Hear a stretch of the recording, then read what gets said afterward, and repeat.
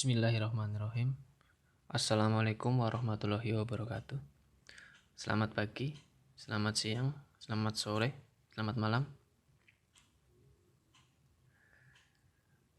Kali ini saya akan menjelaskan bab tentang logika dan algoritma di mapel simulasi dan komunikasi digital.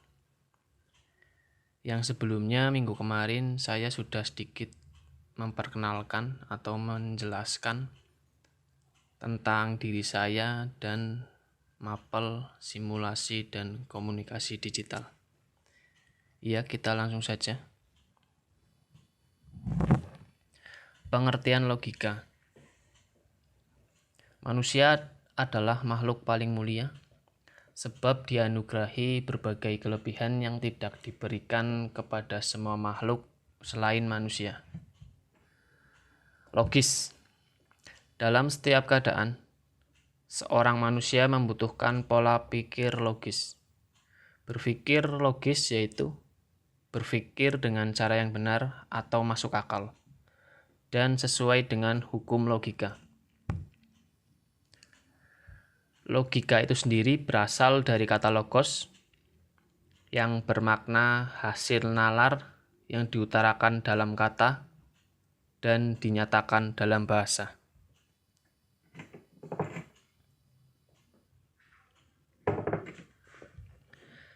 Manfaat mempelajari logika.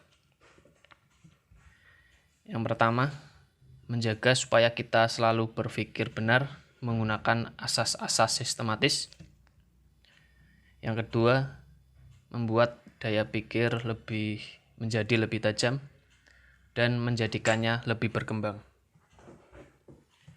Yang ketiga, membuat setiap orang berpikir cermat, objektif, dan efektif dalam berkomunikasi.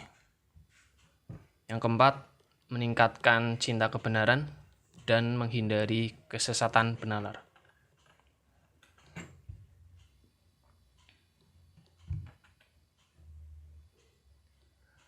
Logika juga berfungsi sebagai alat untuk menarik kesimpulan. Penarikan kesimpulan pada logika dibedakan menjadi dua, yaitu penarikan kesimpulan deduktif dan induktif.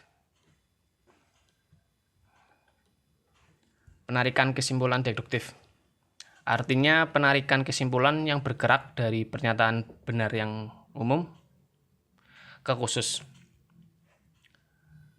Contoh, ada pernyataan umum. Semua siswa SMK harus disiplin dan bertanggung jawab. Selanjutnya ada pernyataan khusus. Putra adalah siswa SMK. Jadi, penarikan kesimpulan deduktifnya adalah Putra harus disiplin dan bertanggung jawab. Putra di sini adalah yang kita ambil siswa SMK dari pernyataan khusus. Karena putra termasuk dari siswa SMK, jadi putra harus disiplin dan bertanggung jawab.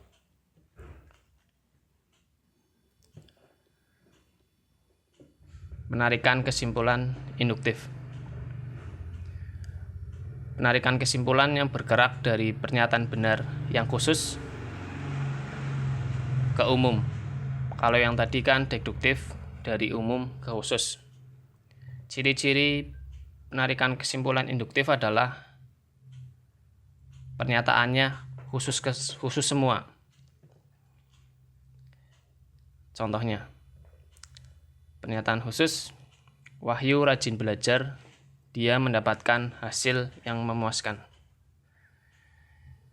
Yang kedua juga khusus, Angga rajin belajar, dia mendapatkan hasil yang memuaskan.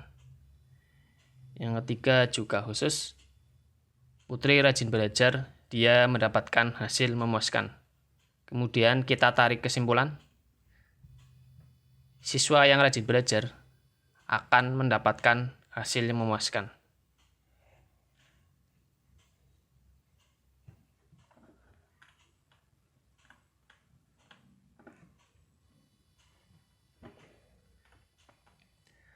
Selanjutnya ke pengertian algoritma.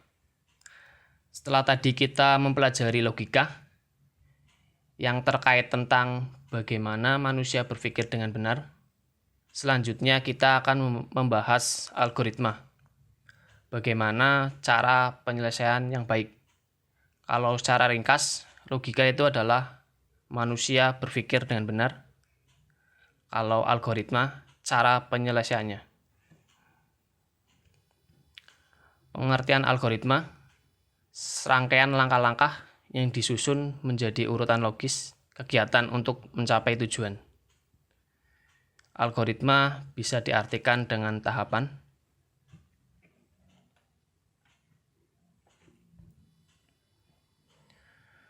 Contoh algoritma. Saya membuat contoh algoritma tentang membuat kopi instan, yang artinya tahapan membuat kopi instan. Kita awali dengan buka kemasan kopi saset yang sudah dibeli. Setelah itu tuangkan kopi ke dalam gelas. Panaskan air hingga mendidih. Tuangkan air panas ke dalam gelas. Lalu aduk hingga merata. Dan yang terakhir, kopi instan siap dinikmati.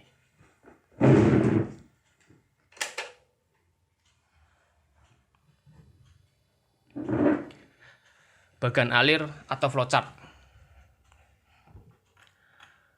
Setelah kita membuat algoritma, kita akan membuat flowchart, yaitu bagan langkah-langkah yang menampilkan ke dalam simbol.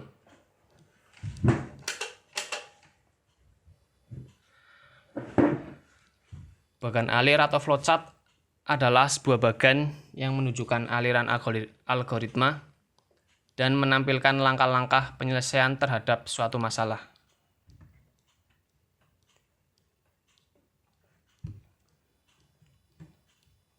Alasan seseorang menggunakan flowchart. Yang pertama, dokumentasi. Artinya, bagan alir dapat digunakan untuk mendokumentasikan proses menjadi lebih terorganisasi dengan baik. Kedua, petunjuk untuk memecahkan masalah. Runtutan langkah-langkah ini yang dari umum menuju khusus atau sebaliknya dapat memecahkan masalah yang digambarkan dengan bagan alir. Yang ketiga, pemrograman. Bagan alir juga dapat digunakan untuk menggambarkan garis besar program yang akan dibuat. Yang keempat, mengkomunikasikan hal-hal yang prosedural. Saya buatkan contoh flowchart dari algoritma yang tadi. Yang tadi itu apa? Membuat kopi instan.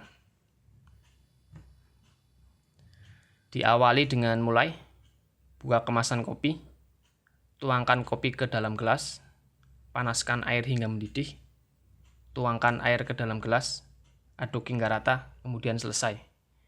Di dalam bagan alir di sini adalah tidak semuanya kalimat ditulis, hanya inti-intinya saja.